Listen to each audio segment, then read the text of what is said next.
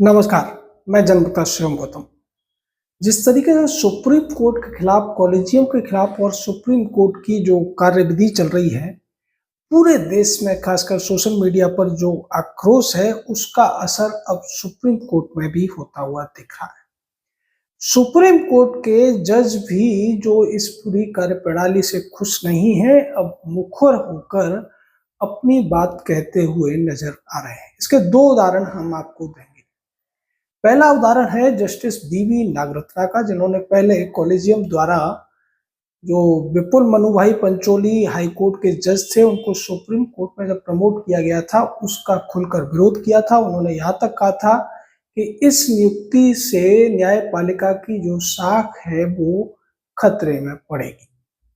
उसके बाद में इस पर खूब हो हल्ला हुआ, लेकिन उसके बावजूद सीजेआई बी आर गवई ने न तो इस पर कोई स्पष्टीकरण दिया, न ही उनका जो डिसेंट था उसको वेबसाइट पर लोड किया गया। हालांकि सब जगह से इस पर चर्चा हुई और इसके बाद में अब जस्टिस बीवी नागरत्ना ने ही एक जमानत के फैसले की सुनवाई करते हुए बहुत ज्यादा तीखी बातें कही हैं।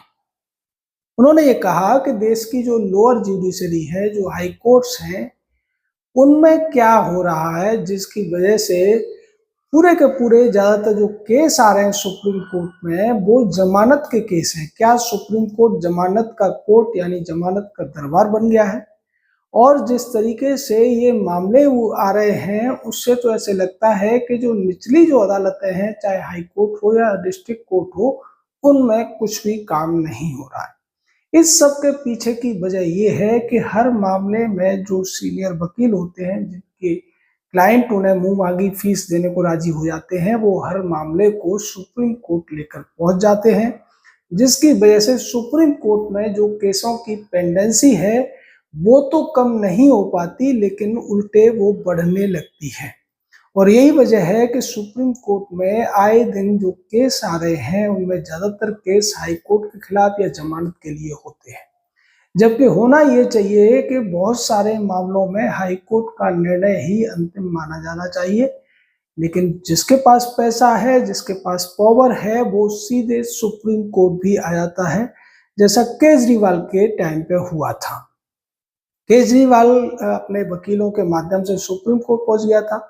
वो एफआईआर पे सवाल उठा रहा था, एफआईआर के वैलिडिटी पर सवाल उठा रहा था, और बाद में सुप्रीम कोर्ट ने उस पर इतनी मेहरबानी की कि एक के बाद एक कई बेंच उसके लिए बनाई गई और बाद में उसके बिना मांगे ही जमानत भी उसको उपलब्ध करा दी गई। क्योंकि सुप्रीम कोर्ट ने कहा कि जाओ, निचली अदालत तुम्हें जमानत देगी, और निचली अदालत में जो पहले जज सुनवाई कर रही थी केजरीवाल के मामले की, वो वेकेशन पर थी, और एक न्याय बिंदु नाम की जो वेकेशन में एडॉक पे जो उनकी जगह थी जज, उसने बड़ी आसानी से केजरीवाल को जमानत दे दी।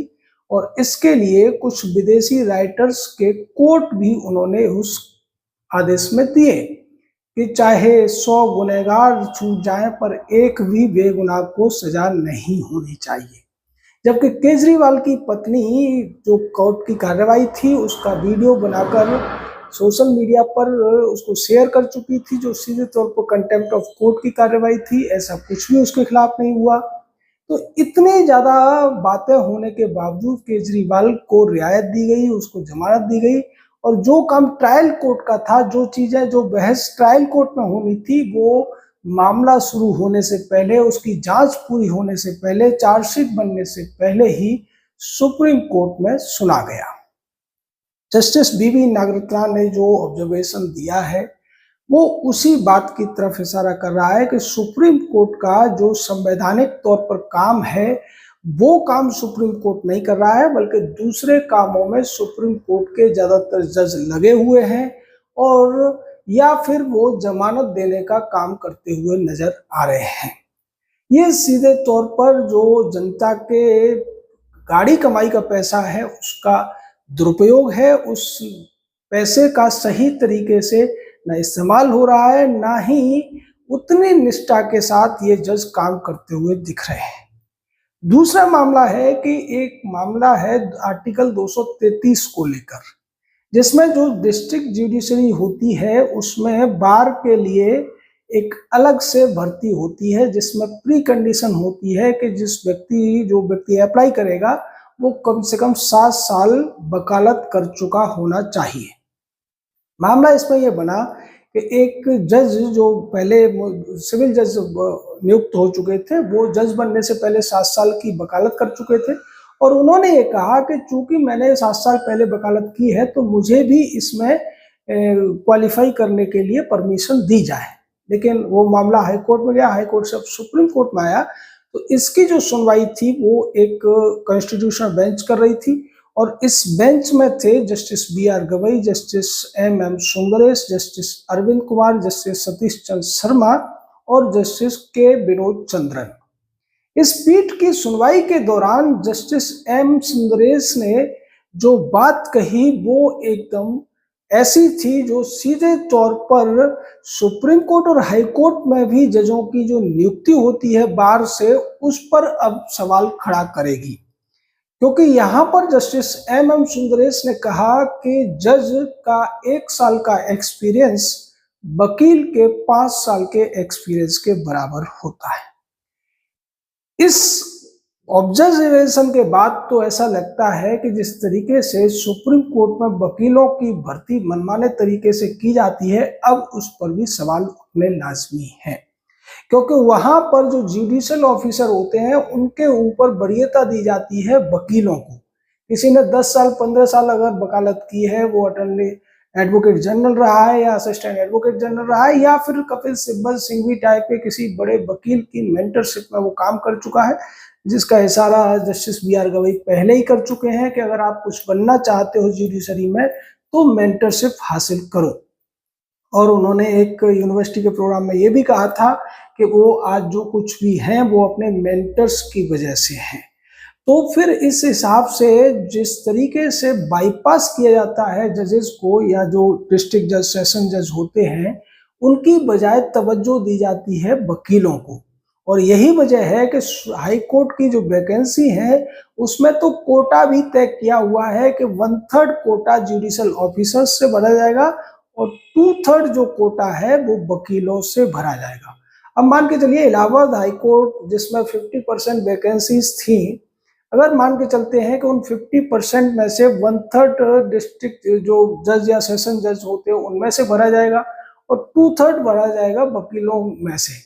तो अगर सुप्रीम कोर्ट का कॉलेजियम या दोनों कॉलेजियम मिलकर उसमें केवल वकीलों की भर्ती करें और वो ये कहें कि हम पहले वकीलों के कोटे को पूरा कर रहे हैं, ऐसा कुछ देखने को मिलता है। हालांकि अब इसमें थोड़ा सुधार होता हुआ दिख रहा है, अन्यथा पहले केवल वकीलों को ही जज के लिए नॉमिनेट किया जाता था क्योंकि उनके अपने संबंध, अपनी जुगाड़ होती थी और ये पूरा का पूरा जो कॉलेजियम है ये केवल जुगाड़ तंत्र पर चल रहा है।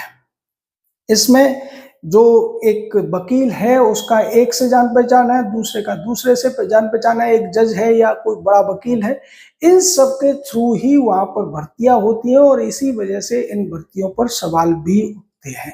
लेकिन जस्टिस एम सुंदरेश ने जो एक नई बात अब सामने रख दी है, इसको लेकर जस्टिस बी.आर. गवई ने भी कहा कि नहीं, हमें इसको ठीक से तय करना पड़ेगा कि कहीं हम जो आर्टिकल 233 है उसकी अलग व्याख्या तो पेश नहीं कर रहे हैं।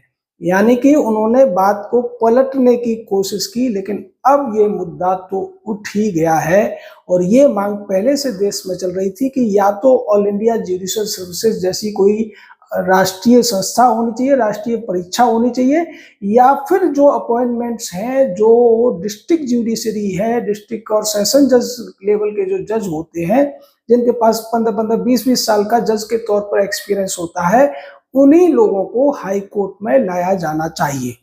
अब सुप्रीम कोर्ट के पास जो विकल्प सामने आ रहे हैं, पहला तो एनजेएसी है कि वो या तो एनजेएसी जैसे किसी केंद्रीय सरकार के कानून को माने, या फिर दूसरा वो सुझाव है जो भारत में जो विधि आयोग की रिपोर्ट थी 1986 की, उसमें कहा गया था कि ऑल इंडिया लेवल पर जुडिशियल सर्विसेज की परीक्षा होनी चाहिए।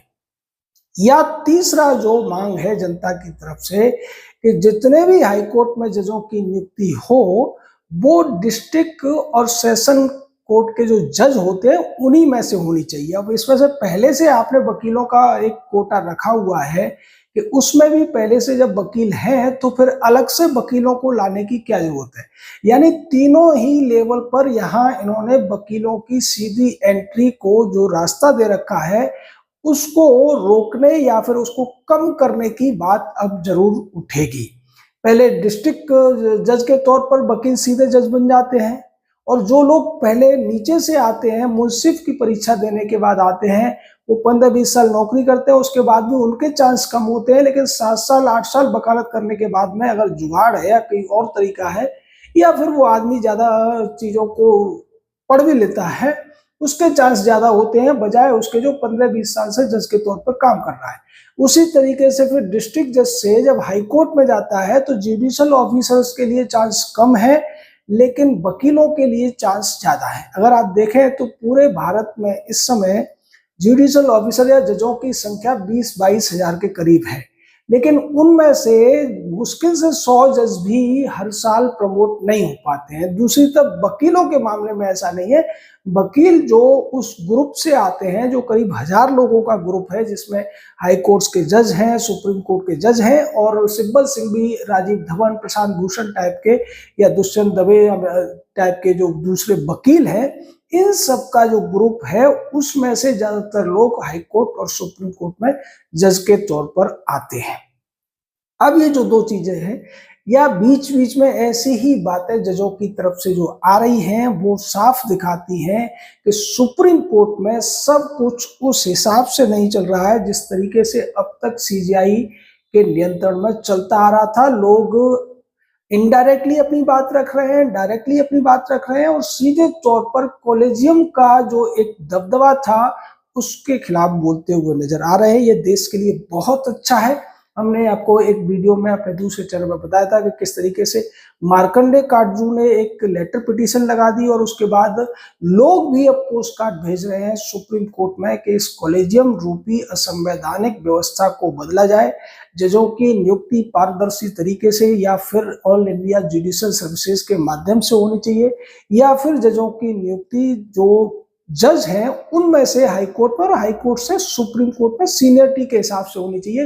ये जो भाई भतीजावाद है, ये जो चेला तंत्र है, ये जो जुगाड़ तंत्र है, इससे देश की जनता सहमत नहीं है। और जितनी जल्दी हो सके अगर सुप्रीम कोर्ट इसमें सुधार करता है तो अच्छा है, अन्यथा जनता अभी सोशल मीडिया पर दिख रही है, फिर वो सड़कों पर और चौराहों पर भी इसकी चर्चा करती हुई नजर आएगी। आपका इस पूरे मामले पर क्या कहना है, राय दीजिए, हमारे साथ जुड़िए, सब्सक्राइब कीजिए, लाइक कीजिए, हाइप कीजिए। जय हिंद, जय भारत।